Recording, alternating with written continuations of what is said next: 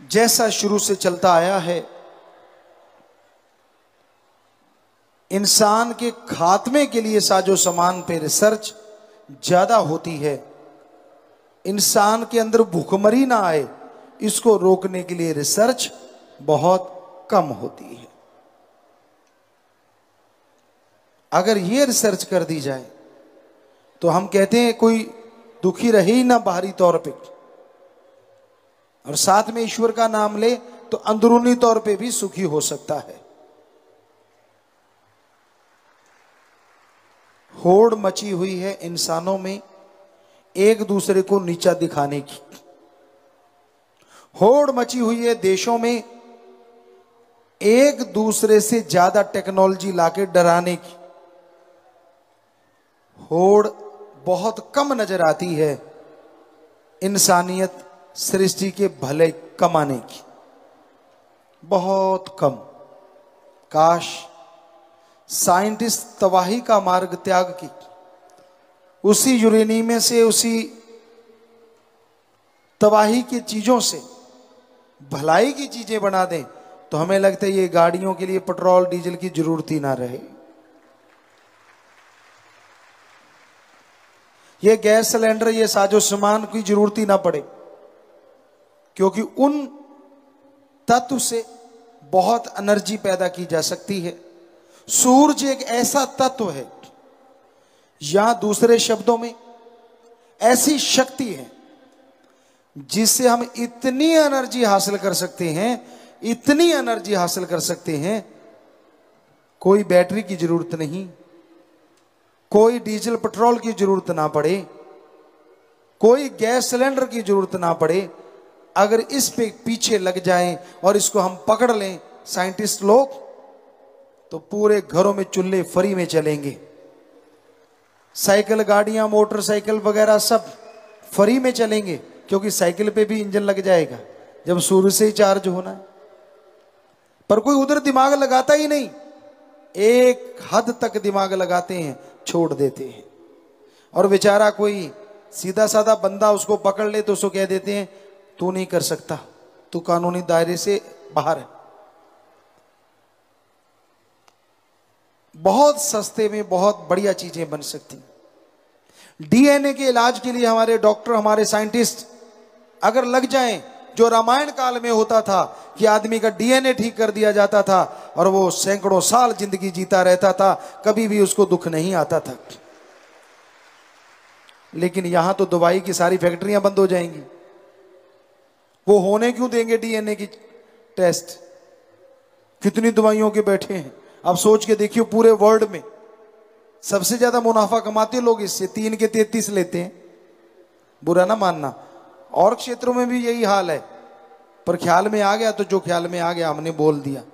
हमें ऐसा लगता है, ये हमारे विचार हैं। हो सकता है 3 के 300 भी होते हो, हमें क्या पता, हो तो क्या 3 के 13 ही होते हो, क्या कह सकते हैं। लेकिन है गड़बड़ जरूर, पक्का है। वरना एक ही दवाई एक ही जगह पे हमने देखी है, 3 रुपए की भी मिलती है और 30 रुपए की भी मिलती है। क्यों भाई? सेम साल्ट है, सेम सब कुछ है। वो बेचारा कोई दानिशमंद देता है, कमाई नहीं करता। वो कहता मैं भी 5 पैसे या 10 रुपए से कमाता हूं, इसका मतलब 2 रुपए 90 पैसे की पड़ती है, और उसी के 30 रुपए भी हमने लेते देखा लोगों को। हर बिजनेस में, हर व्यापार में ये चीजें हो रही हैं।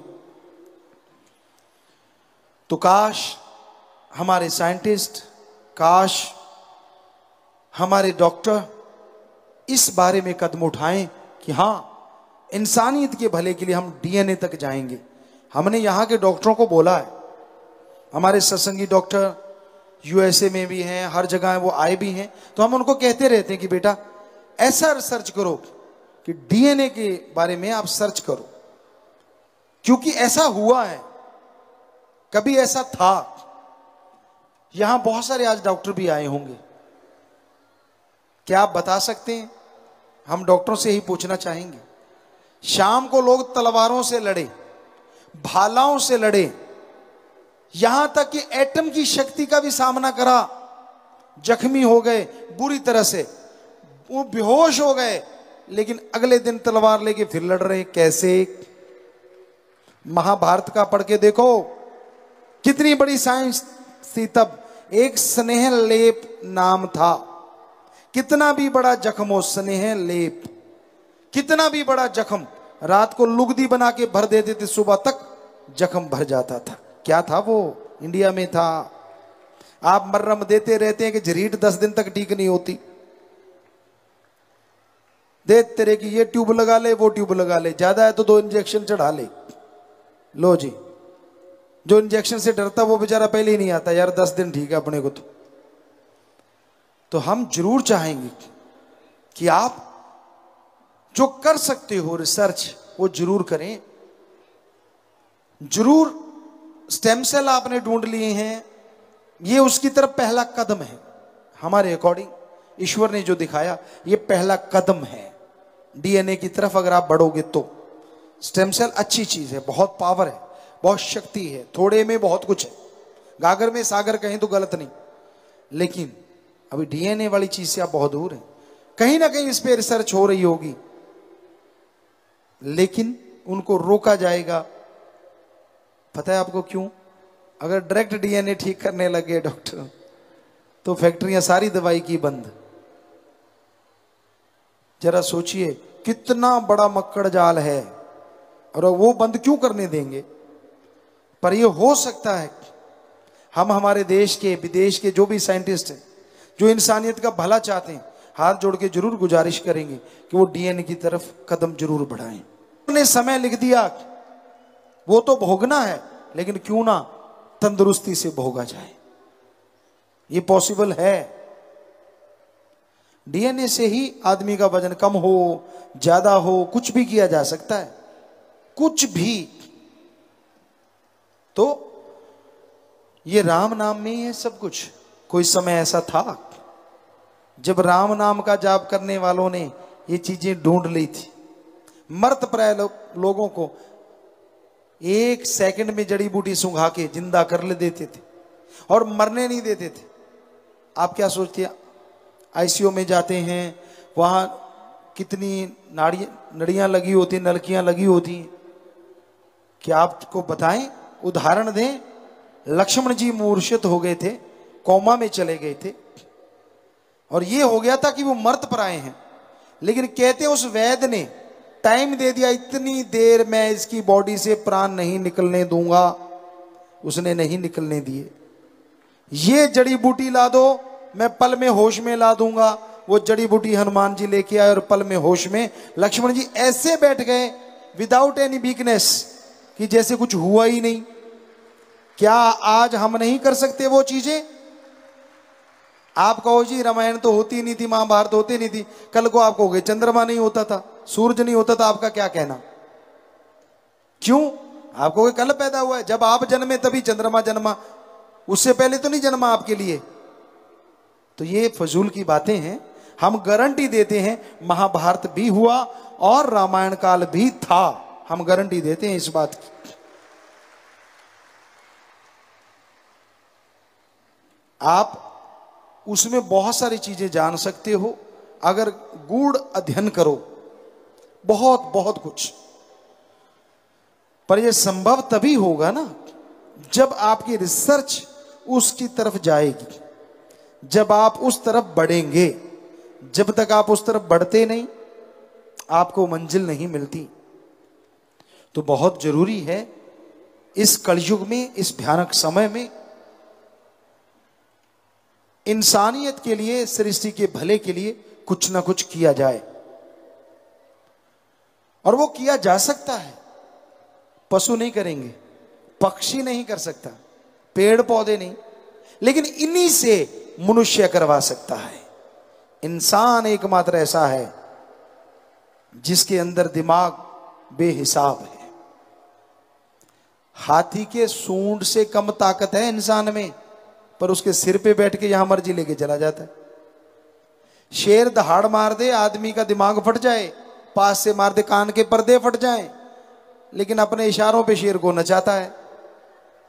और क्या क्या उदाहरण दें आपको, क्या नहीं करता इंसान का दिमाग। और वो भी 10 से 15% की रेंज में, और कहीं 50% तक चले जाओ तो पता नहीं क्या से क्या हो जाए। तो कहने का मतलब आप मंदबुद्धि नहीं हैं ये सोचा करो। अपने आप को नेगेटिविटी का शिकार मत बनाया करो कि मुझे कुछ नहीं आता, मैं तो फेल ही होऊंगा, मेरे में तो कुछ भी नहीं है। क्यों नहीं है भाई? ये ऊपर का खाना मालिक ने भर रखा है, इस्तेमाल करो ना करो वो आपकी मर्जी है, पर सामान सबका एक क्लास है इस खाने में। इस दिमाग से अच्छी सोच लाया करो। संत पीर फकीर कभी किसी का बुरा नहीं सोचते, संत पीर फकीर कभी किसी का बुरा नहीं करते। जब आदमी के अंदर खोट होता है, आदमी के अंदर दोष होता है, पंजाबी में एक कहावत है, आपदा पाड़ा आपनों ही मार जाता है। का त्याग चुगली निंदा का त्याग। अब आदमी सोचे इतने त्याग कैसे करूं, तो एक ही त्याग कर दो कि यहां भगवान देख रहा है, वहां कोई बुरा कर्म नहीं करेंगे, बस एक ही त्याग काफी है, बाकी त्याग चाहे ना करो। कई बच्चे हंस रहे हैं, है भी बात हंसने की, क्योंकि अगर आप ये सोच लें कि यहां भगवान है, वहां कोई बुरा कर्म नहीं करेंगे, तो बताओ ऐसी जगह कौन सी है जहां भगवान नहीं है? वो तो शरीर के अंदर है, शरीर के बाहर है, कण कण में, जर्रे जर्रे में। गॉड इज एवरीवेयर, हर जगह है वो। बताओ फिर बुरा कर्म करोगे कैसे? एक ही बात काफी है सब बुराइयां छुड़ाने के लिए। तो सत्संग में जिस तरह स्कूल कॉलेज में जीवों को समझाया जाता है, बच्चों को पढ़ाया लिखाया जाता है, सत्संग में वैसे ही समझाया जाता है। बेटा मत कर बुरे कर्म। अब तो दुलतियां झाड़ रहा है, छलांगे लगा रहा है, जब लेने का देना पड़ा ना तब रोएगा चिल्लाएगा, ये मेरे साथ ऐसा क्यों हो रहा है। तब नहीं कोई मानता मन के अहंकार में, जब मन हावी हुआ होता है, और तब तो गुस्सा अहंकार ये वो फलां, और जब उसकी बारी आती है फिर कहता है मैंने ऐसा क्या किया था। भूल जाता है अपने अवगुणों को, गिनवाता है अपने गुणों को, अपने भले कर्मों को। अरे भाई बुरा कर्म मत करो, बुरा कर्म इंसान को डुबो देता है। बुरा कर्म ਧੰਨ ਧੰਨ ਸਤਿਗੁਰੂ ਤੇਰਾ ਹੀ ਆਸਰਾ। ਗੁਰੂ ਜੀ ਦੀ ਪਿਆਰੀ ਸੰਗਤ ਨੂੰ ਨਿਵੇਦਨ ਕੀਤਾ ਜਾਂਦਾ ਹੈ ਕਿ ਹਰ ਰੋਜ਼ ਸਤਸੰਗ ਸੁਣਨ ਦੇ ਲਈ ਸਾਡੇ ਚੈਨਲ ਡੇਰਾ ਸੱਚਾ ਸੌਦਾ ਨੂੰ ਸਬਸਕ੍ਰਾਈਬ ਕਰ ਲੈਣਾ ਜੀ।